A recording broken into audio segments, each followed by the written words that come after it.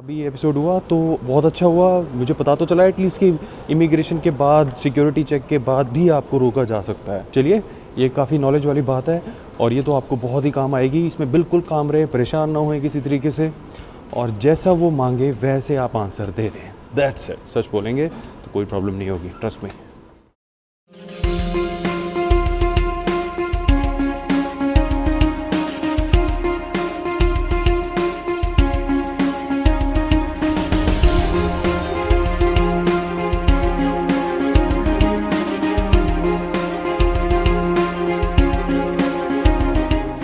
Welcome to Starfish travel corporation.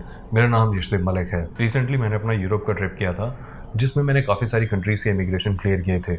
तो उसमें थोड़ा सा हट के जो मेरा एक्सपीरियंस हुआ था वो ग्रीस में हुआ था। वो मैं अपना सारा एक्सपीरियंस मैंने रिकॉर्ड किया है, वो आप अभी रिकॉर्डिंग में देखेंगे। उसमें स्टेप बाय स्टेप मैंने सारी चीज़ें भी बताई हुई हैं कि फर्स्ट स्टेप में क्या होता है, सेकंड स्टेप में क्या होता है, और उसको मैं आपको अभी भी एक्सप्लेन करके बता देता हूँ। फर्स्ट स्टेप में जैसे ही आप एयरपोर्ट से बाहर निकलते हैं, सबसे पहले आपको अपना लगेज लेने जाना होता है, लेकिन लगेज लेते वक्त भी कई बार आपको ये सिक्योरिटी ऑफिसर्स रास्ते में रोक सकते हैं। और उसके बाद लगेज लेने के लिए आपको पहले इमिग्रेशन क्लियर करना होता है उस कंट्री का। इमिग्रेशन में क्या प्रोसेस है, क्या क्वेश्चन आंसर पूछ सकते हैं, अगर उनको आपके ऊपर डाउट हुआ तो आपको वो किस तरीके से इंटरव्यू लेते हैं, उसके ऊपर हमने अलग से एक वीडियो बनाई थी, जिसका लिंक आप अभी मेंशन देख रहे होंगे। आप इस लिंक पे जाके अच्छे से चेक कर सकते हैं कि किसी भी देश के इमिग्रेशन को आप इजीली कैसे क्लियर करते हैं। इमिग्रेशन क्लियर करने के बाद फिर तो कुछ खास नहीं रह जाता, आपको सिर्फ अपना लगेज उठाना होता है और फिर अपनी नेक्स्ट फ़्लाइट के लिए जाना होता है, या फिर आपको होटल वगैरह जो भी आपका नेक्स्ट प्लान है उसके लिए जाना होता है। तो एथेंस में मेरा भी कुछ ऐसा ही प्लान था, लेकिन एथेंस में मेरे को इमिग्रेशन से पहले सिक्योरिटी ऑफिसर ने रोका। उन्होंने अच्छे से मेरा पेपर वर्क चेक किया, सब कुछ क्वेश्चंस पूछे, फिर इमिग्रेशन ने पूछे, फिर उसके बाद फिर सिक्योरिटी ऑफिसर्स ने, इमिग्रेशन ऑफिसर्स ने मेरे को, जब मैं निकल चुका था वहाँ से, उसके बावजूद भी रोका।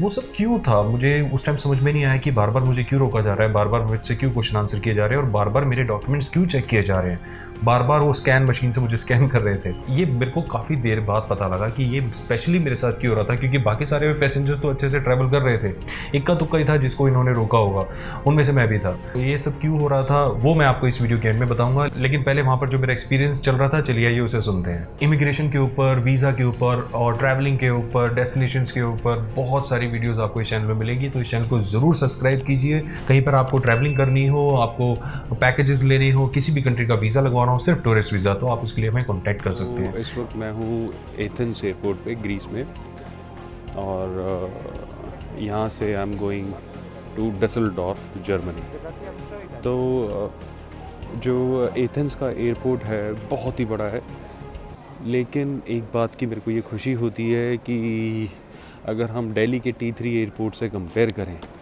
तो शायद ये इतना मुकाबला शायद नहीं कर सकता, एज ऑफ नाउ तो नहीं कर सकता। Otherwise airport is very nice, बहुत बड़ा है, सब कुछ अच्छा है। क्योंकि अब मैं ग्रीस आया था, एथेंस आया था, तो मैं हंगरी से, बुडापेस्ट से आया था, तो इसलिए मेरी इमिग्रेशन यहाँ पे नहीं हुई है। लेकिन एथेंस ओवरऑल काफ़ी अच्छा एयरपोर्ट है। ओवरऑल यहाँ पे आपको सारी एमिनिटीज़ मिलेंगी। यहाँ पे हर तरीके से आपको जो भी साइन बोर्ड्स हैं सारे इंग्लिश में हैं, कोई किसी तरह की प्रॉब्लम नहीं आएगी, आपको काउंटर चेंज करने में कोई प्रॉब्लम नहीं आएगी।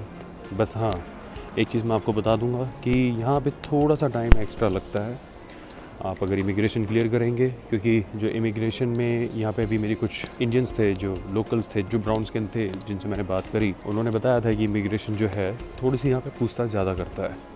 लेकिन क्वेश्चंस वही हैं जो मैंने आपको हमेशा बताए हैं, उसके बाहर के क्वेश्चंस यहाँ पे नहीं होते। किसी भी तरीके से ग्रीस के भी लोग यहाँ पे वीज़ा को अब्यूज़ करने की कोशिश करते हैं, और वो ये कोशिश करते हैं कि यहाँ पे उनके पेपर बन जाए, लेकिन ग्रीस में इमिग्रेशन पेपर्स बनाने वाला कोई सिस्टम नहीं है। उसमें 3-3.5 साल लगता है, और वो वैसे भी होता भी नहीं है। किसी अननेसेसरी एजेंट की बातों में आके अपना पैसा वेस्ट मत कीजिएगा। वो आपको बोल दे जी ग्रीस में आइए और आपके पेपर्स बनेंगे, फलाना होगा, धकाना होगा, तो यहाँ पे नहीं होगा। इस चीज़ का आपने थोड़ा सा ध्यान रखना है।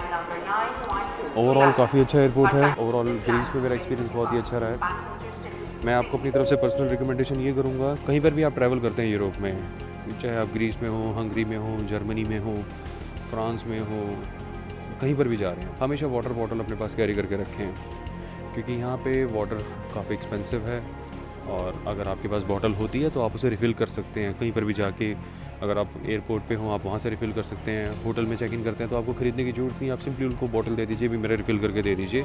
यहाँ का पानी बिल्कुल साफ़ सुथरा, बिल्कुल ठीक होता है, कोई किसी तरीके की प्रॉब्लम नहीं होती है। ये छोटा सा एक्सपीरियंस मेरा एथेंस के एयरपोर्ट पर रहा है, काफ़ी अच्छा है। यहाँ पे स्टाफ रहा है, सब कुछ काफ़ी स्मूथ होता है। होपफुली फ़्लाइट भी मेरी काफ़ी स्मूथ रहेगी। कल मैं 2-3 जगह गया था तो वहाँ वीडियो उन्होंने बनाने नहीं दी, तो उन्होंने कहा कि sir it is not allowed, और बहुत पोलाइटली बोलते हैं, तो आपको भी पोलाइट ही बोलना है अगर आप आते हैं तो।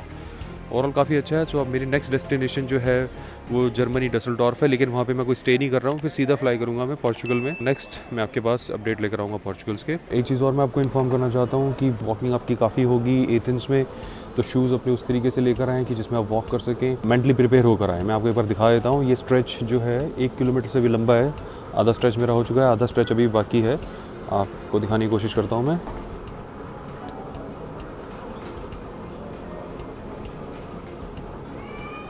काफ़ी लंबा स्ट्रेच है, ऑल्दो यहाँ पे लेटर्स लगे हुए हैं, बट स्टिल आपको फिर भी इसके अलावा भी काफ़ी वॉक करना यहाँ पे पड़ सकता है। इस हिसाब से आप मेंटली प्रिपेयर होकर आएँ। अभी एक सिक्योरिटी ऑफिसर ने मुझे रोका, और ये आपके साथ भी हो सकता है, तो किसी तरीके से आप पैनिक ना करें। मैं बता देता हूँ क्या हुआ है। हर जगह थोड़ी थोड़ी दूरी पे यहाँ पे सिक्योरिटी ऑफिसर्स होते हैं, तो जिन पे भी उनको शक होता है ये उनको रोक देते हैं। इनको मुझ पे शायद शक हुआ तो इन्होंने मुझे रोका, पासपोर्ट चेक किए, बोर्डिंग पास चेक की, सारी टिकट्स मेरी चेक की, क्रॉस क्वेश्चनिंग करी कि आप यूरोप कब आए, कब जा रहे हैं, और मेरे वाउचर्स चेक करे, मेरी आइटनरी चेक करी। मैं आपको ये बताना चाहता हूँ कि ऐसी चीज़ों को आप हैंडी अपने साथ रखें जो आप अपने साथ में हैंड बैग रखते हैं। जैसे मेरे पास है, देखिए इसमें सारे डॉक्यूमेंट्स मेरे पास एकदम रेडी हैं। अभी ये एपिसोड हुआ तो बहुत अच्छा हुआ, मुझे पता तो चला एटलीस्ट कि इमिग्रेशन के बाद, सिक्योरिटी चेक के बाद भी आपको रोका जा सकता है। चलिए, ये काफ़ी नॉलेज वाली बात है और ये तो आपको बहुत ही काम आएगी। इसमें बिल्कुल काम रहे, परेशान ना होए किसी तरीके से, और जैसा वो मांगे वैसे आप आंसर दे दें। That's it. सच बोलेंगे तो कोई प्रॉब्लम नहीं होगी, ट्रस्ट में। तो बेसिकली वो मेरे को बार बार इसलिए रोक रहे थे क्योंकि शायद मेरी ड्रेसिंग उस वक्त जो थी वो इमिग्रेशन ऑफिसर के लिए या सिक्योरिटी ऑफिसर के लिए इतनी आइडियल नहीं थी। मैंने एक टाइट जैकेट पहना हुआ था जिसका ऊपर से मैंने यहाँ तक चैन खोला हुआ था, लेकिन इट वॉज बॉडी टाइट, काफ़ी टाइट था वो, बिल्कुल बॉडी फिट था, जैसे बाइकर जैकेट होती है ना बेल्ट तक, वैसा। बहुत ज़्यादा टायर्ड मेरी जनरी रही थी, तो मेरे चेहरे पर थोड़ी सी थकान भी थी उस टाइम। मैं थका भी हुआ था और अच्छे से ग्रूम्ड भी नहीं था, बाल वाल भी शायद मेरे ठीक से नहीं उस टाइम बने हुए होंगे। तो ये बॉडी लैंग्वेज उनको अच्छी शायद नहीं लगी, जिसकी वजह से उन्होंने मुझे बार बार रोका। देखिए, हमें ऐसा लगता है कि एक बार इमिग्रेशन क्लियर हो गया उसके बाद क्या है, इमिग्रेशन से पहले सिक्योरिटी, उसके बाद सिक्योरिटी। बड़ा ही हैरान हो रहा था कि ये बार बार क्यों हो रहा है। तो जब मुझे लास्ट में मैंने इसका कंक्लूजन निकाला तो यही था कि मेरी ड्रेसिंग सेंस ऐसी थी, मैंने लॉन्ग बूट पहने हुए थे और मेरी टाइट जीन्स थी, टाइट जैकेट थी, मैं प्रॉपर्ली ग्रूम नहीं था, बिल्कुल एक माफिया जैसा लुक आ रहा था वहाँ पे। शायद इसी वजह से मेरे को बार बार रोक रहे थे, मेरे बार बार डॉक्यूमेंट चेक कर रहे थे और बार बार मुझे स्कैन कर रहे थे। तो अगर आप कभी भी इंटरनेशनल ट्रैवल जाते हैं तो ड्रेसिंग का खासतौर से आप ध्यान रख सकते हैं। जैसे हम एग्जाम्पल देते हैं, जो वाइट पीपल होते हैं, अंग्रेज़ होते हैं, ये लोग कहीं पर भी जाते हैं जूते चप्पल में चले जाते हैं, नॉर्मल बॉक्सर्स में चले जाते हैं। हाँ ठीक है, क्योंकि ये उनके देश में सेटल नहीं होते। आपने कब लास्ट टाइम सुना था कोई अमेरिकन यहाँ पे इंडियन वीज़ा में आया और वो गायब हो गया और वो गया ही नहीं वापस और यहीं पर ही वो सेटल हो गया इलीगली? कोई नहीं सेटल होता। तो इसलिए उनको शक नहीं करा जाता, शक करा जाता है ब्राउन स्किन के ऊपर, क्योंकि उनको लगता है कि ये सेटल हो सकते हैं। ब्राउन स्किन जो जैसे इंडिया में जो है, मिडिल ईस्ट में है, नॉर्दर्न अफ्रीका में, ये सारे मिलते जुलते हैं, देखने में एक जैसे लगते हैं। तो इनमें से अगर कोई जाता है तो डेफिनेटली उसके ऊपर थोड़ा सा खासा ध्यान दिया जाता है।